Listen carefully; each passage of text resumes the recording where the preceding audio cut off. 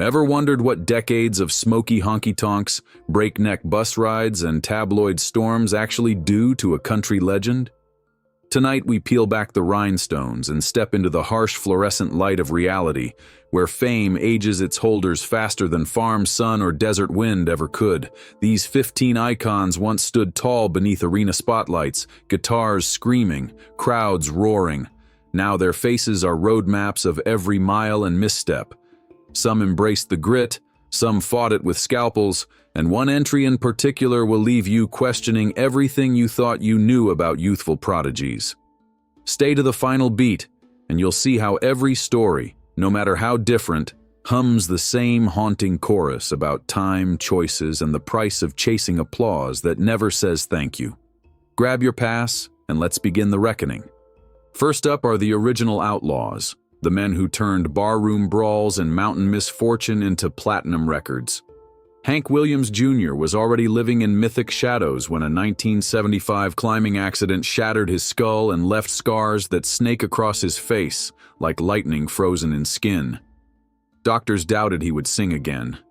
He stomped back on stage in a Stetson pulled low to hide the damage. 49 more years of whiskey, rasp, and festival dust have hunched his shoulders and iced his joints, yet he still bellows family tradition, as if daring gravity to drag him fully down. Standing beside Hank on country's Mount Rushmore is Willie Nelson, the red-headed stranger who outlived most of his poker partners. Willie turns 92 this spring. His braids are thinner, his frame almost transparent inside an oversized denim jacket. But the moment a stage light flickers, he rises from a folding chair, grips trigger, and trades frailty for flash. Look closer, though, and the toll is undeniable. Decades of smoked lungs and sleepless bus bunks have left his hands trembling between chords, and every time he laughs, the lines around his eyes deepen into canyons. Fans see the hat, hear the joke about outlaw living, yet backstage handlers carry oxygen canisters and a fold-up stool, just in case the legend suddenly remembers he is mortal. In those pauses, mortality almost steals the microphone away. Together, these two legends prove that longevity is not free. Every encore costs another ounce of flesh. If the original rebels look weather-beaten, imagine what damage waits for the disciples who tried to live even faster. Teenage fame burns hottest, and nobody burned brighter or wilder than Tanya Tucker. At 13, she was belting Delta Dawn to adults twice her age, collecting standing ovations and bad habits with equal speed. By 20, alcohol and cocaine were constant bandmates, her nights a blur of limo windows and neon hotel signs. Rehab visits became routine tour stops, and each relapse carved new stories into her skin. Cosmetic surgeons later tried pulling those stories tight, yet even the smoothest lift can't erase the look of someone who has sprinted through too many mornings. Tanya still hits the high notes, but when the spotlight catches her at a certain angle, the veneer slips and the years she bargained away glare back in full color. Gretchen Wilson recognized that cautionary tale and stomped straight toward it anyway. Crowned the redneck woman at 30, she embraced beer, brawls, and blistering tour schedules as proof of authenticity. Her gravel laugh on radio singles sounded thrilling. That same rasp backstage hints at vocal cords scorched beyond repair. Photos from her breakout year show a fresh-faced rebel in ripped jeans. Recent candid shots reveal deep creases framing eyes that have squinted through thousands of smoky dives, plus a jaw set permanently against pain few outsiders suspect. Crowds still yell for encores, oblivious to the ice packs waiting just beyond the black curtain each long night. Between these two women, you can trace a direct line from prodigy innocence to road-hardened survivor, and it runs straight through addiction clinics and sleepless tour buses. Yet, before you label self-inflicted damage the worst fate imaginable, remember some artists fight a second enemy, the mirror itself. Billy Ray Cyrus once rode a single earworm all the way to global infamy, his mullet bouncing in perfect time with a line dance revolution. Success that sudden feels like winning a jackpot and realizing the casino owns your soul. When Achy Breaky Heart faded, the spotlight cooled, and Billy Ray watched newer stars claim the stage he barely had time to decorate. Stress etched itself into crow's feet, and whispers of surgical tweaks followed every red carpet appearance. Some fans swear his chin looks sharper, others argue his brow sits strangely high. What no one disputes is the haunted look that flashes when the cameras stop. Years of parenting another megastar under relentless paparazzi glare will do that. Divorce filings, reunion rumors, and a public feud over brand control aged him faster than calendar math. One day he appears lean and tan. The next puffy and exhausted, proof that cosmetic intervention is a seesaw with gravity on the other side. Shania Twain's transformation began not in a salon but deep in her bloodstream. A tick bite delivered Lyme disease that ravaged her vocal cords, forcing multiple surgeries and years of silence. She had once been country pop's eternal summer, all windswept hair and sunlit smile. After the illness, her voice trembled, and her reflection showed eyes suddenly wary. Critics debated Botox versus natural change, missing the larger truth. Chronic pain rewrites posture, and trauma steals collagen quicker than time. Shania now speaks openly about rebuilding both body and career, yet the cost still flickers across her face like stage lights scanning empty seats. Together, these two illustrate a different frontier in the war on aging, one fought with scalpels, prescriptions, and the unforgiving mirror of high-definition television. Wynonna Judd grew up harmonizing with her mother on dusty fairground stages, yet it was loneliness, not applause, that followed her into adulthood. Food became comfort during endless hotel nights, and tabloids documented each fluctuation with cruel glee. She once lost 55 pounds on television, grinning through sponsored workouts and diet slogans. Months later, stress reclaimed every pound plus interest. The strain shows in aching knees she jokes about, in the way she sits between songs as if the stool were a lifeboat. Still, when she hits that gospel-tinged note, the years peel back for an instant, proving power and fragility can inhabit the same breath. Vince Gill's story is quieter but equally heavy. Decades of ballads and session work kept him on the road longer than many stay in one career. Caring for wife Amy Grant after her heart surgery meant parking his own health, and the scale crept upward. Fans noticed the softening jawline, the slower walk to center stage, the sweat darkening his collar during encores. He laughs it off, calling himself a biscuit short of disaster. But beneath the humor is orthopedic pain that even love songs cannot mask. Then comes John Michael Montgomery, whose baritone once filled every truck radio from Kentucky to California. A cancer diagnosis forced him off the circuit, chemotherapy draining muscle and spirit alike.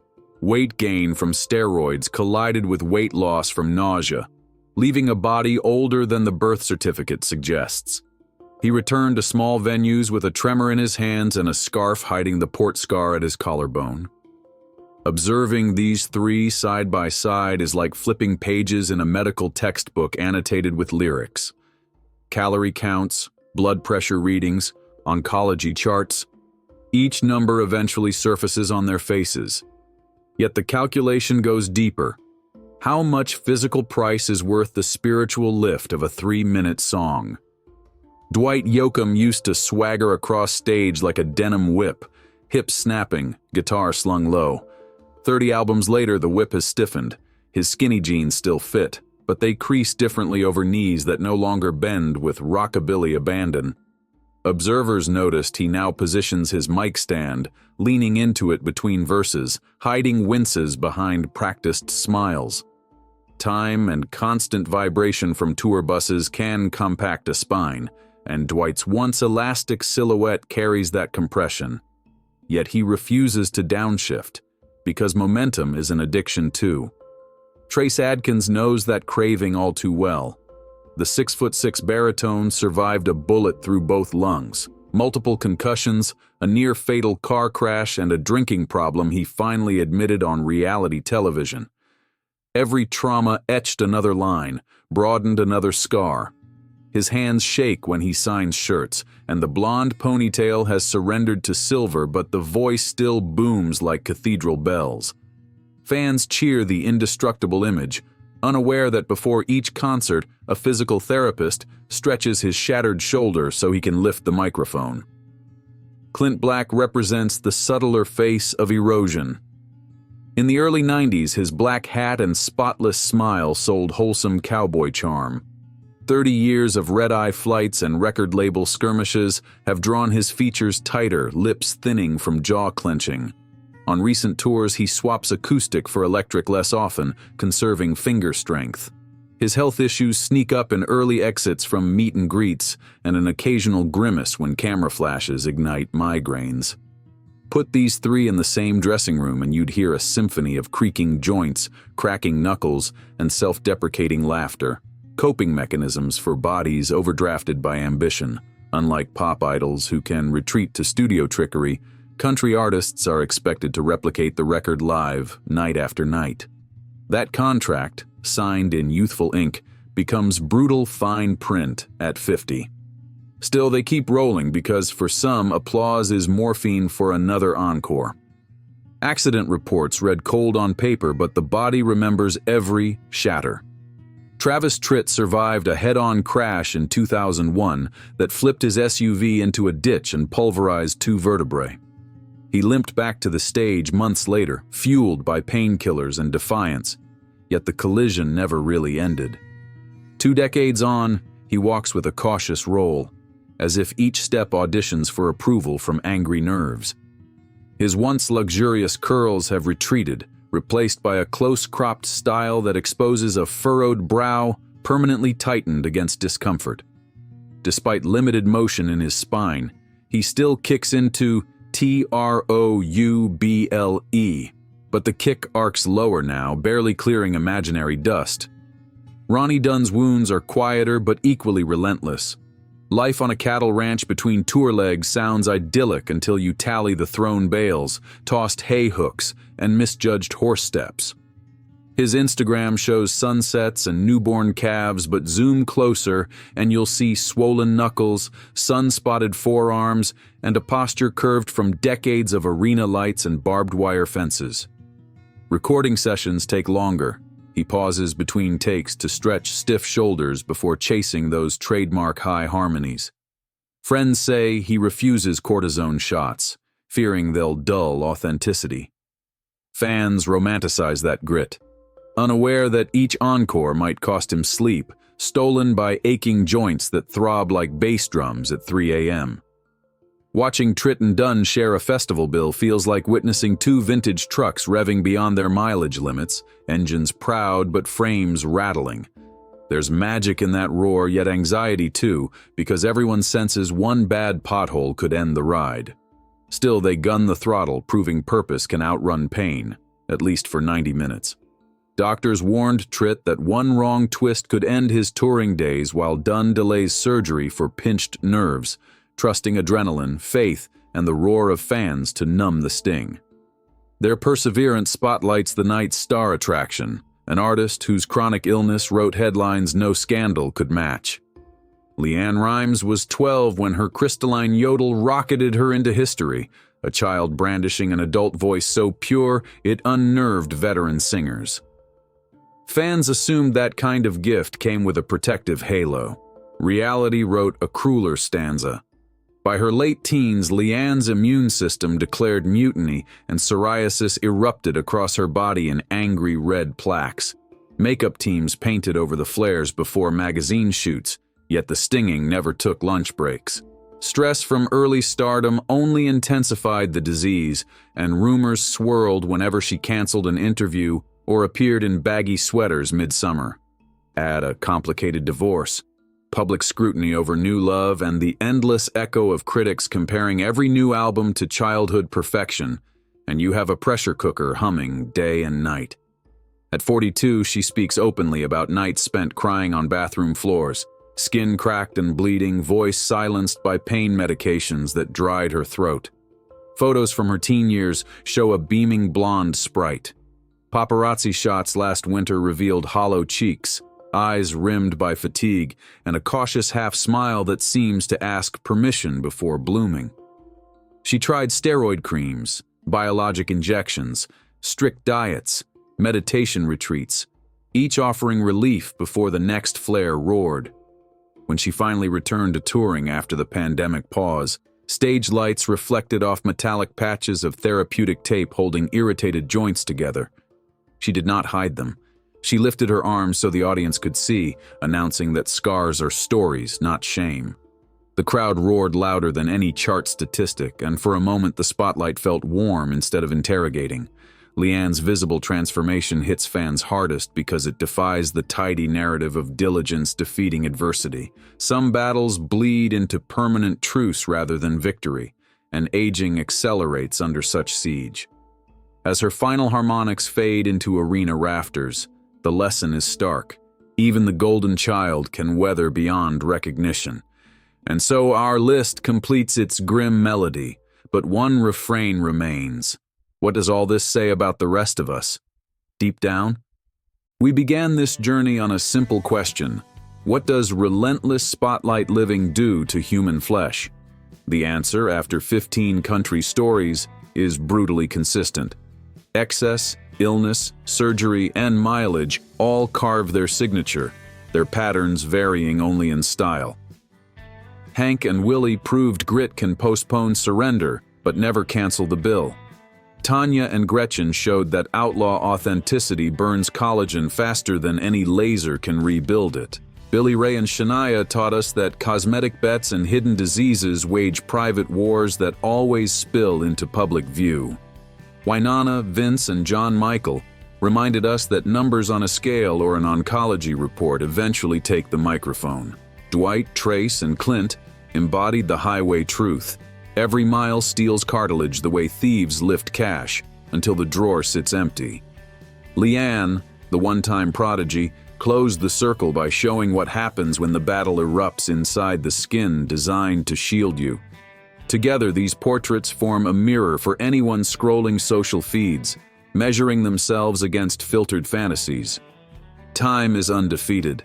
The only variables are how loudly we sing while it wins and what wisdom we pass along during the fade-out. Maybe that wisdom is simple.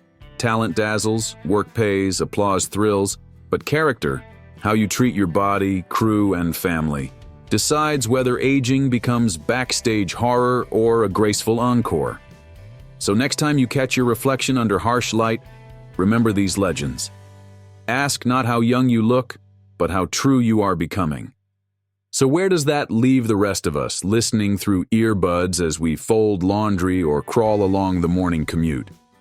Perhaps the biggest takeaway is not a grim fear of wrinkles, but a sharper understanding of the exchange rate between dreams and daylight. Every late show encore, every press junket smile, every last-minute rewrite on a tour bus represents invisible labor the body dutifully logs, then invoices later with interest. These artists loved the craft enough to sign that contract, sometimes without reading the fine print, and their aging is simply the balance coming due. If we let their stories breathe beyond gossip, they become field guides for sustainable ambition. Celebrate the roar of Hank's rebel yell, but also notice the quiet chair placed just off stage. Admire Shania's triumphant comeback, yet remember the clinical fluorescent bulbs she faced in lonely exam rooms. Hear Leanne hit a note so pure it shivers bone, then picture the lotion-soaked gloves she wears on red-eye flights to calm cracked skin. In those dual images lies a truth that applies whether your audience is 10 million strangers or 2 curious toddlers at bedtime. Every performance demands a payment plan.